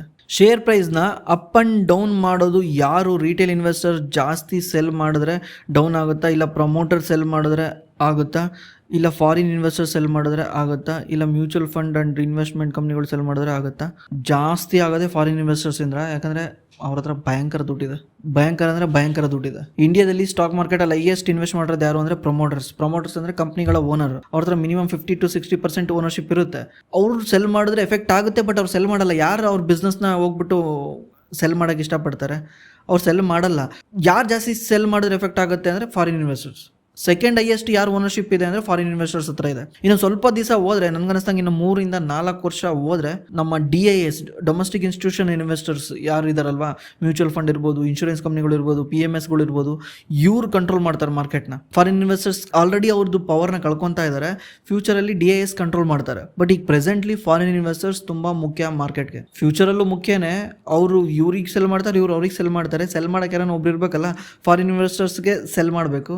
ಮಾರ್ಕೆಟ್ ಮೇಲೆ ಹೋಗ್ಬೇಕಂದ್ರೆ ಫಾರಿನ್ ಇನ್ವೆಸ್ಟರ್ಸ್ ಭಾಳ ಮುಖ್ಯ. Bro, I want to invest lump sum amount, please pick my question. America India trade war, China is not supplying raw material to India, so stock market down ಆಗುವ chance ಇದೆಯಾ? Bro, ನಿಮ್ಗೊಂದು data ಹೇಳ್ತೀನಿ ನೋಡಿ. Last 38 ವರ್ಷದ ಹಿಸ್ಟ್ರಿನಲ್ಲಿ ನಮ್ಮ ಸೆನ್ಸೆಕ್ಸು ಇದುವರೆಗೂ 251 ಪಟ್ಟು ಮೇಲೋಗಿದೆ. ಇನ್ನೂ ಜಾಸ್ತಿ ಹೋಗಿದೆ. ಇದು 2022 ಡೇಟಾ. ಇನ್ನೂ ಜಾಸ್ತಿ ಹೋಗಿದೆ. ಇವತ್ತಿನ ಲೆಕ್ಕಾಚಾರ ತಗೊಂಡ್ರೆ ಆಲ್ಮೋಸ್ಟ್ ಒಂದು 400 ಪಟ್ಟು ಮೇಲೋಗಿದೆ. ಇದರಲ್ಲಿ ನೀವೇನಾದರೂ ಜಸ್ಟ್ 7% ಬೆಸ್ಟ್ ಮಂತ್ನ ಮಿಸ್ ಮಾಡ್ಕೊಂಡಿದ್ರೆ ನಿಮ್ಮದು ಟೋಟಲ್ ರಿಟರ್ನು 0 ಆಗ್ತಾ ಇತ್ತು. ಎಷ್ಟು ಹೇಳಿ? ಜಸ್ಟ್ 7% ಬೆಸ್ಟ್ ಮಂತ್ನ ಮಿಸ್ ಮಾಡ್ಕೊಂಡಿದ್ರೆ ಲಾಸ್ಟ್ 38 ವರ್ಷದಲ್ಲಿ ನಿಮ್ಮ ರಿಟರ್ನೇ 0 ಆಗ್ತಾ ಇತ್ತು. ಅದೇ ರೀತಿ ನೀವೇನಾದರೂ ಬೆಸ್ಟ್ 1% ಬೆಸ್ಟ್ ಡೇನ ಮಿಸ್ ಮಾಡ್ಕೊಂಡಿದ್ದಿದ್ರೆ ನಿಮ್ಮ ರಿಟರ್ನ್ 0 ಆಗ್ತಾ ಇತ್ತು. ಅಂದ್ರೆ ಏನರ್ಥ, ಮಾರ್ಕೆಟ್ ಅಲ್ಲಿ ಯಾವ್ದು ಬೆಸ್ಟ್ ಡೇ ಯಾವ್ದು ವರ್ಸ್ಟ್ ಡೇ ಅಂತ ನಾವು ಕಂಡುಹಿಡಿಯೋದು ಬಾರಿ ಬಾರಿ ಬಾರಿ ಕಷ್ಟ ನಮ್ಮಂತ ರಿಟೇಲ್ ಇನ್ವೆಸ್ಟರ್ಸ್ಗೆ. ಯಾಕಂದ್ರೆ ಯಾವ್ದು ನಿಜ ಅನ್ಕೊಂಡಿರ್ತೀವಿ ಅದು ಸುಳ್ಳಾಗುತ್ತೆ, ಯಾವ್ದು ಸುಳ್ಳು ಅನ್ಕೊಂಡಿರ್ತೀವಿ ಅದು ನಿಜ ಆಗುತ್ತೆ. ನಮಗೆ ಅದನ್ನ ಕ್ಲೀನ್ ಆಗಿ ಪ್ರಿಡಿಕ್ಟ್ ಮಾಡಕ್ ಬರಲ್ಲ. ಅದಕ್ಕೆ ನಾನು ಯಾವಾಗ್ಲೂ ಹೇಳೋದು, ಇನ್ವೆಸ್ಟ್ ಆಲ್ ಡೇ. ಒಳ್ಳೆ ದಿವಸ ಕೆಟ್ಟ ದಿವಸ ಅಂತ ಇಲ್ಲ, ಇನ್ವೆಸ್ಟ್ ಮಾಡಬೇಕು. ಯಾಕಂದರೆ ಡೇಟಾನೇ ಅದನ್ನು ಸಜೆಸ್ಟ್ ಮಾಡ್ತಿದೆಯಲ್ಲ. ಜಸ್ಟ್ 1% ಬೆಸ್ಟ್ ಡೇನ ಮಿಸ್ ಮಾಡಿಕೊಂಡ್ರೆ ನಿಮಗೆ 0 ರಿಟರ್ನ್ ಭಾಳ ಹೆಚ್ಚು ಕಡಿಮೆ ಆಗಿಬಿಡುತ್ತೆ. ಯಾಕಂದರೆ ನೀವೇ ರೀಸೆಂಟಾಗಿ ನೋಡಿ, ಲಾಸ್ಟ್ ಮಾರ್ಕೆಟ್ 22,000ದಿಂದ ಯಾವ ರೀತಿ 25,000ಕ್ಕೆ ಹೋಯ್ತು. ಎಷ್ಟು ದಿವಸದಲ್ಲಿ ಹೋಯ್ತು? ಜಸ್ಟ್ ಒಂದು ವಾರದಲ್ಲಿ ಹೋಯ್ತಾ? ಅದು ಒಂದು ವಾರ ಮಿಸ್ ಮಾಡ್ಕೊಂಡಿದ್ರೆ ನೀವು ಸುಮಾರು 20% ರಿಟರ್ನ್ನ ಮಿಸ್ ಮಾಡ್ಕೊಂಡಂಗೆ. ನೆಕ್ಸ್ಟ್ ವಾರ ಅವೆಲ್ಲ ದಾಂಡೋಗಿ ದುಡ್ಡು ಹಾಕಿದ್ದಿದ್ರೆ ನಿಮ್ಗೆ ಅದು 20% ಮೈನಸ್ ಆಗ್ತಾ ಇತ್ತು. ಈಗ ನೀವೇ ಯೋಚನೆ ಮಾಡಿ, ಯಾವ್ದು ಬೆಸ್ಟ್ ಡೇ ಯಾವ್ದು ವರ್ಸ್ಟ್ ಡೇ ಪ್ರಿಡಿಕ್ಟ್ ಮಾಡೋದು ಭಾರಿ ಕಷ್ಟ ಬ್ರೋ. ಮಾರ್ಕೆಟ್ ಇವತ್ತೇ ಮೇಲೆ ಹೋಗುತ್ತೆ ನಾಳೆ ಮೇಲೆ ಹೋಗುತ್ತೆ ಅಂತ ಭಾರಿ ಕಷ್ಟ. ಅದನ್ನು ಯಾರು ಪ್ರಿಡಿಕ್ಟ್ ಮಾಡಬಾರ್ದು. ಮಾಡ್ತಿದ್ದಾನೆ ಅಂದರೆ ಅವ್ನು ಫೂಲಿಶ್ ಅಂತ. ದುಡ್ಡಿತ್ತ ಇನ್ವೆಸ್ಟ್ ಮಾಡಬೇಕು, ದುಡ್ಡಿಲ್ಲ ನೋಡ್ಕೊಂಡು ಕೂತ್ಕೊಬೇಕು ಅಷ್ಟೇ, ಇನ್ನೇನು ಮಾಡಬಾರ್ದು ಮಾರ್ಕೆಟಲ್ಲಿ. ಮಾರ್ಕೆಟ್ ಈಸ್ ದ ಬಿಗ್ಗೆಸ್ಟ್ ದೇವ್ರಿದ್ದಂಗೆ. ಅದಕ್ಕೆ ನಾವು ಕ್ವಶನ್ ಮಾಡಬಾರ್ದು, ಅದನ್ನು ನಾವು ಪ್ರಿಡಿಕ್ಟ್ ಮಾಡೋಕ್ಕೆ ಹೋಗಬಾರ್ದು. ಇಂಡಿವಿಜುವಲ್ ಸ್ಟಾಕ್ಸ್ನ ಪ್ರಿಡಿಕ್ಟ್ ಮಾಡಿ ದಟ್ ಈಸ್ ಡಿಫ್ರೆಂಟ್. ಎಂಟೈರ್ ಮಾರ್ಕೆಟ್ನ ಈ ಥರ ಜಿಯೋ ಪೊಲಿಟಿಕಲ್ ನ್ಯೂಸಿಂದ ಪ್ರಿಡಿಕ್ಟ್ ಮಾಡೋದು ಭಾರಿ ಕಷ್ಟ. ಹಾಯ್ ಬ್ರೋ, ನಾನು ನಿಮ್ಮ ದೊಡ್ಡ ಫ್ಯಾನು. ನಿಮ್ಮ ವಿಡಿಯೋ ತಪ್ಪದೆ ವಾಚ್ ಮಾಡ್ತೀನಿ. ನಿಮ್ಮ ನಾಲೆಡ್ಜ್ಗೆ ಸೆಲ್ಯೂಟ್ ಬ್ರೋ. ನೀವು ಹೇಳಿದ್ರಿ ಪೆಗ್ ರೇಷ್ಯೂ 2 ಪಾಯಿಂಟ್ಸ್ ಮೇಲೆ ಇದ್ದರೆ ಇನ್ವೆಸ್ಟ್ ಮಾಡಬೇಡಿ ಅಂತ. ಆದರೆ ಟೆಕ್ನೋ ಎಲೆಕ್ಟ್ರಿಕ್ಕು ಮತ್ತು ಈ ಸ್ಟಾಕ್ದು 3.4 ಇದೆ. ಸ್ವಲ್ಪ ಎಕ್ಸ್ಪ್ಲೇನ್ ಮಾಡಿ ಬ್ರೋ. ನಾನು ಯಾವಾಗ ಹೇಳಿದ್ದೆ ಅದು ನೋಡ್ಕೊಂಡು ಇನ್ವೆಸ್ಟ್ ಮಾಡಬೇಡಿ ಅಂತ. This is also one of the ratio ನಾವು ವಾಚ್ ಮಾಡ್ತಾ ಇರಬೇಕು. ಕಂಪ್ಲೀಟ್ಲಿ ಇದನ್ನ ನೋಡ್ಬಿಟ್ಟು ಬೈ ಸೆಲ್ ಮಾಡೋಕ್ಕಾಗಲ್ಲ ಬ್ರೋ. ಪೆಗ್ ರೇಷ್ಯೂ ನೋಡ್ಬಿಟ್ಟು ಬೈ ಸೆಲ್ ಮಾಡೋಂಗಿದ್ರೆ ಅಷ್ಟು ಈಸಿ, ಇನ್ವೆಸ್ಟಿಂಗ್ ಅಷ್ಟು ಈಸಿ ಇದ್ದಿದ್ರೆ ಒಂದು AI ಬಿಲ್ಡ್ ಮಾಡ್ಬಿಟ್ಟು ಅಥವಾ ನೀವೇ ಒಂದು ಪೆಗ್ ರೇಷ್ಯೂ ಕಮ್ಮಿ ಇರೋ ಕಂಪ್ನಿನ ಹುಡುಕ್ಬಿಟ್ಟು ಸ್ಕ್ರೀನಲ್ಲಿ ಹಾಕಿದ್ರೆ ಬರುತ್ತೆ, ಅದು ಹಾಕ್ಬಿಟ್ಟು ಇನ್ವೆಸ್ಟ್ ಮಾಡ್ಬೋದಿತ್ತಲ್ಲ. ಆ ಥರ ಅಲ್ಲ, ಇದನ್ನು ನಾವು ಕನ್ಸಿಡರ್ ಮಾಡಬೇಕು. ಇದನ್ನು ನೀವು ಪೆಗ್ ರೇಷ್ಯೂನ ಕನ್ಸಿಡರ್ ಮಾಡಬೇಕಂದ್ರೆ ನೀವು ಫ್ಯೂಚರ್ ಕ್ಯಾಶ್ ಫ್ಲೋನು ನೋಡಬೇಕು. ಕಂಪ್ನಿ ಫ್ಯೂಚರಲ್ಲಿ ಏನು ಅರ್ನಿಂಗ್ ಮಾಡುತ್ತೆ ಅಂತ ನೋಡಬೇಕು. ಅಟ್ಲೀಸ್ಟ್ 1 ಇಯರ್ದು ನೀವು ಕಂಪ್ನಿ ಪ್ರೊಜೆಕ್ಷನ್ ನೋಡಿದ್ರೆ, ನೀವು ನಮ್ಮ ಟೆಕ್ನೋ ಎಲೆಕ್ಟ್ರಿಕ್ ವಿಡಿಯೋ ನೋಡಿ. ಟೆಕ್ನೋ ಎಲೆಕ್ಟ್ರಿಕ್ ವಿಡಿಯೋದಲ್ಲಿ ನಾವು ಫ್ಯೂಚರ್ ಪ್ರೊಜೆಕ್ಷನ್ನು ಮಾಡಿ, ಲೈಕ್ ನಾನು ಎಕ್ಸ್ಪ್ಲೈನ್ ಮಾಡಿದ್ದೀನಿ ಕಂಪ್ನಿ ಫ್ಯೂಚರಲ್ಲಿ ಏನು ಮಾಡಬೇಕಂತ ಇದೆ ಅಂತ. ಅವರೇ ಒಂದು ಟಾರ್ಗೆಟ್ ಕೊಟ್ಟಿದ್ದಾರೆ. ಆ ಟಾರ್ಗೆಟ್ ಪ್ರಕಾರ ನೋಡಿ, ಆ ಟಾರ್ಗೆಟ್ ಪ್ರಕಾರ ಏನಾದರೂ ಕಂಪ್ನಿ 30% ಗ್ರೋತ್ ತೋರಿಸಿದ್ರೆ, ಈಗ ಎಕ್ಸಾಂಪಲ್ ಟೆಕ್ನೋ ಎಲೆಕ್ಟ್ರಿಕ್ದೇ ತೆಗೆದು ನೋಡಿದ್ರೆ, ಟೆಕ್ನೋ ಎಲೆಕ್ಟ್ರಿಕ್ಕು ಈಗ ಆ್ಯಕ್ಚುಲಿ PE ಎಷ್ಟಿದೆ ಇದ್ರದ್ದು? 44 ಇದೆ. ಓಕೆ, ಈಗ ಆ ಕಂಪ್ನಿ ಏನಾದ್ರೂ ನಿಮಗೆ ಫ್ಯೂಚರ್ ಪ್ರೊಜೆಕ್ಷನ್ ಮಾಡಿದಾಗ ಆ ಕಂಪ್ನಿ 30% ಗ್ರೋತ್ ತೋರಿಸ್ತಾ ಇದೆ ಫ್ಯೂಚರಲ್ಲಿ ಅಂತ ಅನ್ಸಿದ್ರೆ, ನೀವೇನು ಮಾಡಿ 44/30 ಮಾಡಿ. ಅವಾಗ ಎಷ್ಟು ಬರುತ್ತೆ ಪೆಗ್ ರೇಷ್ಯೂ? ಮೇ ಬಿ 1.5 ಬರುತ್ತೆ. ಅದೇ ಕಂಪ್ನಿ ಏನಾದರೂ 20% ಗ್ರೋ ಆಗ್ತೀವಿ ನೆಟ್ ಪ್ರಾಫಿಟ್ ಅಂತ ಏನಾದರೂ ನಿಮಗೆ ಪ್ರೊಜೆಕ್ಷನ್ ಸಿಕ್ಕಿದ್ರೆ 44/20 ಮಾಡಿದ್ರೆ 2.2 ಬರುತ್ತೆ. ಈಗ ಪ್ರೆಸೆಂಟ್ಲಿ ನೀವು ಚೆಕ್ ಮಾಡಬಾರ್ದು. ಒಂದೊಂದ್ಸಲ ಸ್ಕ್ರೀನರು ಅಪ್ಡೇಟ್ ಆಗೋದು ಲೇಟ್ ಆಗುತ್ತೆ. ಪ್ರೆಸೆಂಟ್ಲಿ ಚೆಕ್ ಮಾಡಬೇಡಿ. ನೀವು ಒಂದ್ಸಲ ಅನಾಲಿಸಿಸ್ ಮಾಡಿ ನೋಡಿ, ಫ್ಯೂಚರಲ್ಲಿ ಕಂಪ್ನಿ ಏನು ಅರ್ನ್ ಮಾಡ್ಬೋದು ಅದ್ರ ಮೇಲೆ ಚೆಕ್ ಮಾಡಿ ಎಷ್ಟು ಗ್ರೋತ್ ಬರ್ಬೋದು ಅಂತ. ಗೌರ್ಮೆಂಟ್ ಜಾಬಲ್ಲಿ ಇರೋರಿಗೆ NPS ಅಮೌಂಟ್ ಕಟ್ ಆಗುತ್ತೆ ಅಲ್ವಾ? ಆ ಅಮೌಂಟ್ ಯಾವುದರಲ್ಲಿ ಇನ್ವೆಸ್ಟ್ ಮಾಡ್ತಾರೆ, ಅವರು ರಿಟೇಲ್ ಆದಮೇಲೆ ಯಾವ ರೀತಿ ವಾಪಸ್ ಕೊಡ್ತಾರೆ ಅಂತ NPS ಬಗ್ಗೆ ಡೀಟೇಲ್ ಆಗಿ ಒಂದು ವಿಡಿಯೋ ಮಾಡಿ ಬ್ರೋ. NPS ಅಲ್ಲಿ ಅವರು ಕೂಡ ಅವ್ರಿಗೂ ಸೆಲೆಕ್ಟ್ ಮಾಡ್ಕೊಳಂಗಿರುತ್ತೆ. 10% ಅವ್ರು ಸ್ಟಾಕ್ ಮಾರ್ಕೆಟಲ್ಲಿ ಇನ್ವೆಸ್ಟ್ ಮಾಡ್ತಾರೆ. ಯಾವ್ಯಾವ ಸ್ಟಾಕ್ ಅಂತ ಗೊತ್ತಿರಲ್ಲ. ಅದು ನೀವಲ್ಲಿ ಸೆಲೆಕ್ಟ್ ಮಾಡ್ಕೊಬೇಕಾದ್ರೆ ತೋರಿಸುತ್ತಲ್ಲ ನಿಮಗೆ, ಯಾವ್ದು ಸೆಲೆಕ್ಟ್ ಮಾಡ್ಕೊತೀರಾ, LIC ಸೆಲೆಕ್ಟ್ ಮಾಡ್ಕೊತೀರಾ, SBI ಸೆಲೆಕ್ಟ್ ಮಾಡ್ಕೊತೀರಾ, ICICI ಸೆಲೆಕ್ಟ್ ಮಾಡ್ಕೊತೀರಾ ಅಂತ ಫಂಡ್ ಹೌಸ್ಗಳನ್ನ ಹೆಸರು ತೋರಿಸುತ್ತೆ. ಈಗ ಪ್ಲ್ಯಾನ್ ಮಾಡ್ತಿದ್ದಾರೆ ಅದನ್ನು 20%ಗೆ ತಗೊಂಬರಬೇಕು ಅಂತ. ನೋಡ್ಬೇಕೇನು ಮಾಡಿ, ಸ್ಟಿಲ್ ಅದು ಇಲ್ಲ. 10% ಮಾತ್ರ NPS ದುಡ್ಡು ಸ್ಟಾಕ್ ಮಾರ್ಕೆಟಲ್ಲಿ ಇನ್ವೆಸ್ಟ್ ಆಗುತ್ತೆ. ಇದನ್ನು 20%ಗೆ ತರಬೇಕಂತ ಪ್ಲ್ಯಾನ್ ಇದೆ. ಆವಾಗ 20% ದುಡ್ಡು ಸ್ಟಾಕ್ ಮಾರ್ಕೆಟಲ್ಲಿ ಇನ್ವೆಸ್ಟ್ ಆಗುತ್ತೆ. ವರ್ಷಕ್ಕೆ ಅಸಂಪ್ಷನ್ ಪ್ರಕಾರ ವರ್ಷಕ್ಕೆ 1 ಲಕ್ಷ ಕೋಟಿಯಷ್ಟು ದುಡ್ಡು ಮಾರ್ಕೆಟಿಗೆ ಬರುತ್ತೆ ಅಂತ ಅಸಂಪ್ಷನ್ ಇದೆ. ಜಸ್ಟ್ 10% ಇನ್ಕ್ರೀಸ್ ಮಾಡಿದ್ರೆ NPS ಇಂದ. ಸರ್, ನಾನು D ಗ್ರೂಪ್ ಜಾಬ್ ಮಾಡ್ತಾ ಇದ್ದೀನಿ. ನನ್ನ ಏಜು 30. ನಾನು ಲೋನ್ 14 ಲಕ್ಷ ಇದೆ. 6 ಇಯರ್ಗೆ ಮಂತ್ಲಿ 26,000 ರೂಪಾಯಿ EMI ಕಟ್ ಆಗ್ತಾ ಇದೆ. 3 ವರ್ಷ ಆಯಿತು.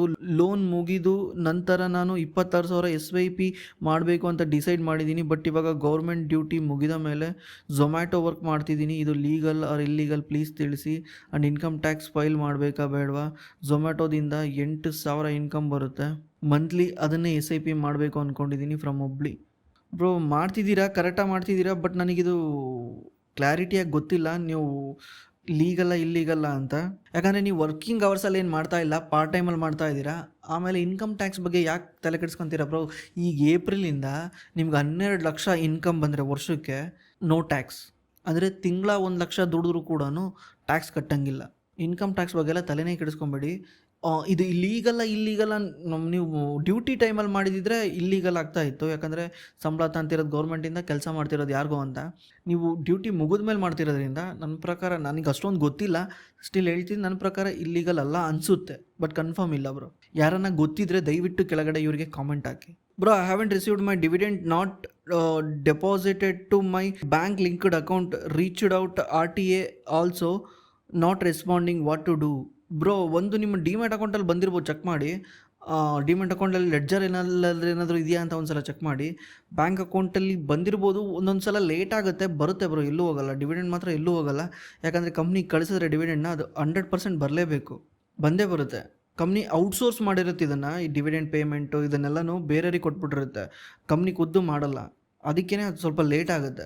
ಇಸ್ರೋಗೂ ಮಾರ್ಕೆಟ್ಗೂ ಏನಾದರೂ ಸಂಬಂಧ ಇದೆಯಾ ಇದ್ರೆ ಹೇಳಿ. ನಂದು ಎರಡನೇ ಪ್ರಶ್ನೆ, ಅಥವಾ ಇಕನಾಮಿಗೆ ಸಂಬಂಧ ಇದೆಯಾ ಹೇಳಿ ಪ್ಲೀಸ್. ಇಸ್ರೋಗೂ ಸ್ಟಾಕ್ ಮಾರ್ಕೆಟ್ಗೂ ಏನೂ ಸಂಬಂಧ ಇಲ್ಲ. ಬಟ್ ಇಸ್ರೋಗೆ ಯಾವುದನ್ನ ಕಂಪ್ನಿ ಪ್ರಾಡಕ್ಟ್ನ ತಯಾರು ಮಾಡಿಕೊಡ್ತಾ ಇದ್ದರೆ, ಪಾರ್ಟ್ಸ್ಗಳ್ನ ತಯಾರು ಮಾಡಿಕೊಡ್ತಾ ಇದ್ದರೆ ಆ ಕಂಪ್ನಿಗೆ ಎಫೆಕ್ಟ್ ಆಗುತ್ತೆ. ಈಗ ಇಸ್ರೋನೇ ಪ್ರತಿಯೊಂದು ಪಾರ್ಟ್ನ ತಯಾರು ಮಾಡೋಕ್ಕಾಗಲ್ಲ. ಯಾವುದಾದ್ರು ಒಂದು ಪಾರ್ಟ್ನ ಔಟ್ಸೋರ್ಸ್ ಮಾಡೇ ಮಾಡ್ತಾರೆ. ಈಗ ಮಾರುತಿನೇ ಕೂತ್ಕೊಂಡು ಎಲ್ಲ ಕಾರ್ನು ತಯಾರು ಮಾಡೋದಲ್ಲ. ಟೈರ್ ಒಬ್ಬರ ಹತ್ರ ಮಾಡಿಸುತ್ತೆ, ಬೋಲ್ಟ್ ನಟ್ ಒಬ್ಬರ ಹತ್ರ ಮಾಡಿಸುತ್ತೆ, ಸೀಟ್ ಒಬ್ಬರ ಹತ್ರ ಮಾಡಿಸುತ್ತೆ. ಮಾರುತಿಗೆ ಎಫೆಕ್ಟ್ ಆದರೆ ಯಾವ ರೀತಿ ಅವ್ರಿಗೆ ಎಫೆಕ್ಟ್ ಆಗುತ್ತೆ, ಇಸ್ರೋಗೆ ಎಫೆಕ್ಟ್ ಆದರೆ ಸೇಮ್ ಆ ರೀತಿ ಯಾವುದೋ ಕಂಪ್ನಿ ಸಪ್ಲೈ ಮಾಡ್ತಿದ್ರೆ ಮಾತ್ರ ಎಫೆಕ್ಟ್ ಆಗುತ್ತೆ, ಇಲ್ಲಾಂದ್ರೆ ಆಗಲ್ಲ. ನಿಮ್ಗೆ ಏನಾದರೂ ಸ್ಟಾಕ್ ಮಾರ್ಕೆಟಲ್ಲಿ ಇನ್ವೆಸ್ಟ್ ಮಾಡೋಕ್ಕೆ ಹೆಲ್ಪ್ ಬೇಕಂದರೆ ನಮ್ಮ ಡಿಸ್ಕ್ರಿಪ್ಷನಲ್ಲಿ ಗೂಗಲ್ ಫಾರ್ಮ್ ಇರುತ್ತೆ. ಆ ಗೂಗಲ್ ಫಾರ್ಮಲ್ಲಿ ನಿಮ್ಮ ಡೀಟೇಲ್ನ ಎಂಟ್ರಿ ಮಾಡಿದ್ರೆ ನಮ್ಮ ಟೀಮ್ ಕಡೆಯಿಂದ ನಿಮಗೆ ಕಾಲ್ ಮಾಡಿ ಹೆಲ್ಪ್ ಮಾಡ್ತಾರೆ. Thanks for watching. ಮತ್ತೆ ಸಿಗೋಣ. Investments in debt securities, municipal debt securities, securitized debt instruments are subject to risks, including delay and/or default in payment. Read all the offer related documents carefully.